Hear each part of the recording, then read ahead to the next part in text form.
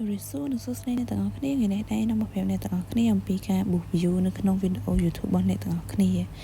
ដោយជាដំបូងអ្នកទាំងអស់គ្នាគ្រាន់តែ sign up ចូលមកក្នុង website JSMM សិនមក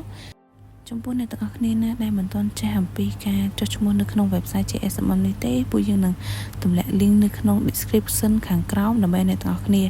ងាយស្រួលក្នុងការចុះឈ្មោះចូលនៅក្នុង website JSMM យើងក្នុងនោះដែរយើងនឹងបង្រៀនអ្នកទាំងអស់គ្នាអំពីការចុះឈ្មោះហ្នឹងហើយដូចគ្នានេះដែរនៅពេលអ្នកទាំងអស់គ្នាចង់ដាក់ជា view នៅក្នុងវីដេអូ YouTube ហ្នឹង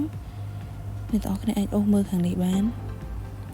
ដោយអ្នកទាំងអស់គ្នាអូសមើលពាក្យ YouTube ទៅហើយនៅពេលហ្នឹងអ្នកទាំងអស់គ្នាឃើញអ្នកទាំងអស់គ្នាចុចចូលទៅ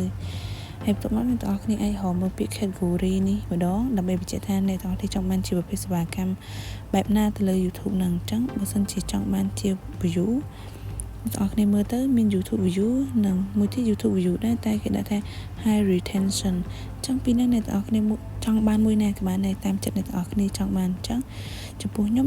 យក YouTube view ធម្មតានេះហើយចំពោះប្រភេទ service នេះគឺដូចគ្នាអ្នកទាំងអស់គ្នាចង់បានមួយណាក៏បានដែរដែលក្នុងហ្នឹងគេប្រាប់ឲ្យថាវាមានជាប្រភេទសេវាកម្មបែបណាហើយចំណាយបែបម៉េច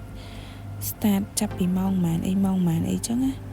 ហើយអាហ្នឹងអាស៊ីសងលើអ្នកទាំងអស់គ្នាដែលប្រើប្រាស់សេវាកម្មរបស់យើងទេអ្នកទាំងអស់គ្នាចង់បានមួយណាក៏បានដែរ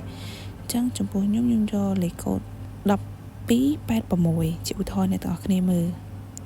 ហើយចំពោះ link នេះដែរអ្នកទាំងអស់គ្នាត្រូវ copy ចេញពីវីដេអូ YouTube របស់អ្នកទាំងអស់គ្នាដោយជាដំបូងអ្នកទាំងអស់គ្នា switch ចូលទៅរក YouTube ហើយអ្នកទាំងអស់គ្នាខំមើលវីដេអូណាដែលអ្នកទាំងអស់គ្នាចង់ឲ្យវាកើន view អញ្ចឹងដូចរបស់ខ្ញុំអញ្ចឹងខ្ញុំត្រូវមកមើលវាដូចក្នុងនេះមានតែ30 view ឯងអញ្ចឹងនៅពេលដែលខ្ញុំចង់ឲ្យវាកើន view ត្រូវចុចពាក្យ share កន្លែងនេះតបមកចុចពាក្យ copy link នេះនៅពេលដែល copy link ហើយអ្នកទាំងអស់គ្នា switch វាចូលទៅក្នុង website JSMM វិញហើយចាំផាស link ហ្នឹងចូលក្នុង cloud ប្រអប់ link ហ្នឹងនៅពេលដែលអ្នកទាំងអស់គ្នាផាស link នៅក្នុង cloud ប្រអប់ថាពាក្យ link ហ្នឹងហើយចាំអ្នកទាំងអស់គ្នាចូលមកដាក់ចំនួន view ដែលអ្នកទាំងអស់គ្នាចង់ឲ្យវាកើនឡើងអញ្ចឹងដូចក្នុងនេះដែរ quantity វាគឺគេឲ្យដាក់បានយ៉ាងតិច100ហើយនិងយ៉ាងច្រើន10លានអញ្ចឹងចំពោះខ្ញុំដាក់តាម100ទេដើម្បីជាឧទាហរណ៍អ្នកទាំងអស់គ្នាហើយចំពោះការ